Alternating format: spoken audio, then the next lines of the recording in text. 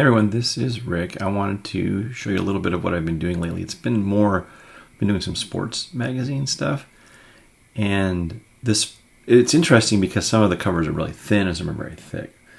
And this first one is from NBA Today from 1984, but it's very thin. The magazine itself is very large. It's 11 by 17 size, and it's very thin. The paper is super thin, like newsprint almost. So I didn't dare steam it or get any kind of humidity or moisture on it. It was very fragile. I had to make an 11 by 17 chamfer board to press it with, just so some framing so the whole thing doesn't get squashed. Very sensitive staples, but it's very quickly. It's just a regular press. I still did it at 160 degrees, but I did a much lighter weight, about half the regular weight, maybe even a little less. Not very hard at all. I'd say about 30 pounds probably. And I let it press for 90 minutes. I came out and I'll show you what it looks like here when I'm done. So that's a very thin but large cover, and that was a fun and interesting challenge. The second of three books is this Eastern Basketball. I think this is an early cover of Michael Jordan from North Carolina, 1984. And this one is conversely very thick, and it has these spine ticks in it. It's pretty dirty too. It doesn't look dirty in the picture here very much, but it was very dirty under magnification. Very thick, very hard to remove spine ticks. So I use the same method that I use with the hologram cover Venom and Spider-Man books. Then I have the really thick ones. So what I do is I put a drop of water on the inside of the spine tick, not the outside, and I work it with the variable tacking irons that I use, and I will work it from the inside out that way and with a tacking iron on the outside. So I go both directions. So I start on the inside and I will press it, hold the book up and work the spine tick out. Drop of water first. I put a little thin drop of just very tiny bit of water on a Q-tip, get it damp, work it that way, and then I go with a Tic Attack on the other side with a piece of silicone paper, and I rub that out and just kind of go back and forth. You need to go from both directions for these really thick covers, and I'll show you here what these look like. There's a couple here that came out, perfectly, but they're pretty good, and I wiped it down with some Immacuclean that took a lot of the dirt off, but not all of it. Of course, if I go around a few times, all that dirt will come off. It looks a lot better, but that is this particular book right there, and there's a third one that is similar. This last book is pretty much the same thing. It's also super thick and had some pretty tough spine ticks.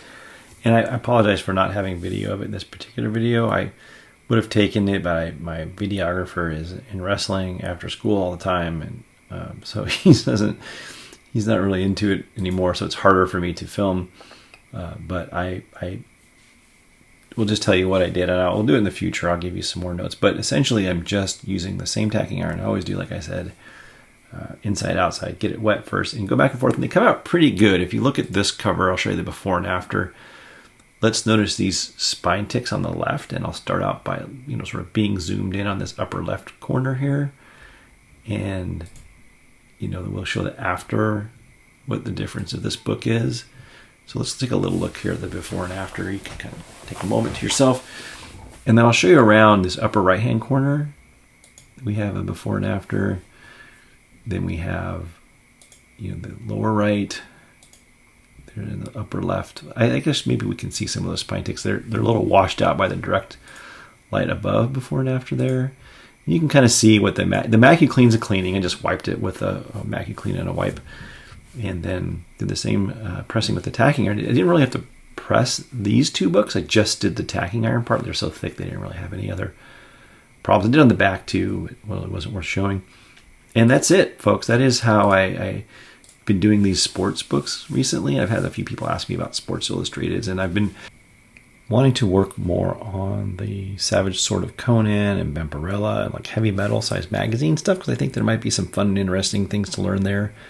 I made today a 4.5 millimeter, like a 3/16 inch thick Squarebound Protector especially for Savage Sword of Conan and Vampirella books. That I hadn't had before. It's kind of an intermediate between the 3 millimeter and the 6 millimeter, more of like the 84 page magazine size pressing. So I've been looking for some of those. I'm going to try to find some really cheap ones somewhere that I can practice cleaning and pressing on, so I get some more different experiences with different types of things. So I do have that 3/16 material available, and I can make those Squarebound protectors. It's an 84-page book typically.